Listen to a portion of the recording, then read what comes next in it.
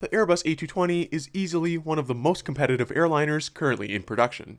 As one of the only clean-sheet narrow-body airliners developed in the past decade or so, it's no surprise that the type continues to bring in orders, especially after the program's acquisition from Bombardier. Even with the current success of the program, some airlines see even more potential with the airplane, in the form of a further stretched version which would likely be called the A220-500. The two A220 models currently on offer are meant to seat 100 to 120 passengers in the case of the 100 models, or 120 to 150 for the 300 models. This A220-500 stretch could add another 6 rows of seats, putting it squarely in A320 and 737 territory. The resulting airplane could have a potential capacity of up to 200 passengers in a high-density layout, or around 160 to 180 in a normal 2-class configuration. Now, as an already established customer of this Canadian-designed and built airplane, with over 25 in the fleet at this point, could there be some potential for an A220-500 with Air Canada? Well, first off, I do want to preface this by saying this is an argument for an entirely theoretical airplane at this point, so this video is very much speculation on my part. Nevertheless, in Air Canada's case, they've equipped their A220-300s with 12 seats in business class and 125 in economy for a total capacity of 137. If an A220-500 stretch adds another 6 rows compared to the 300, and if we assume Air Canada adds another row of business and maybe 4 to 5 more rows of economy, that leaves them with an airplane carrying roughly 160 passengers. The issue there, of course, is that Air Canada kind of already has a plane in that segment, the 737 MAX 8.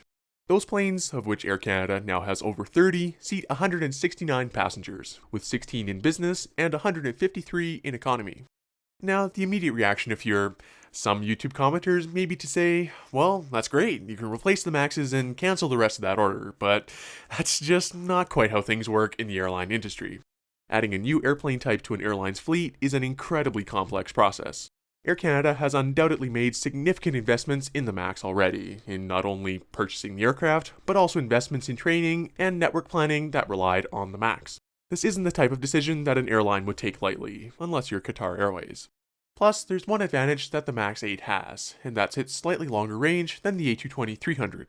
For Air Canada, that enables them to use the MAX on some transatlantic flights from the East Coast and some trans-Pacific flights from Calgary and Vancouver to Hawaii. Even then, according to Airbus and Boeing, the difference in range, on paper, is just a few hundred kilometers worth. That said, if Air Canada were to expand their narrow-body fleet at some point in the future, an A220-500 might be worth considering. As is usually the case with stretched models, an A220-500 might have a slightly shorter range than the 300. So Air Canada could use these A220-500s on shorter, higher-demand routes, and free up some MAXes to use on some more niche long-haul flights.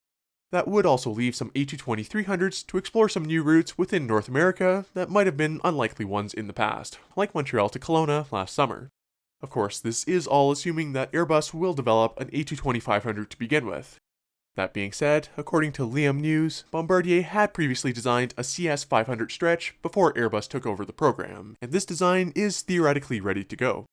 Also in October of last year, Airbus's chief commercial officer confirmed to airlineratings.com that it wasn't a question of if a stretched A220 would succeed the A320 family, but when. For Air Canada though, the fact that the MAX is already well established in the fleet and that more are continuing to be delivered month after month means that an Air Canada A220-500 might be a bit of a pipe dream. Then again, this is the aviation industry we're talking about, where things seem to be constantly changing day by day. Maybe Air Canada will see some potential for a stretched A220 sometime in the future. So, an A220-500, when built, will be a force to be reckoned with, and the development of this so-called spiritual successor to the A320 will be one to watch. Thank you very much for watching, and I'll see you next time.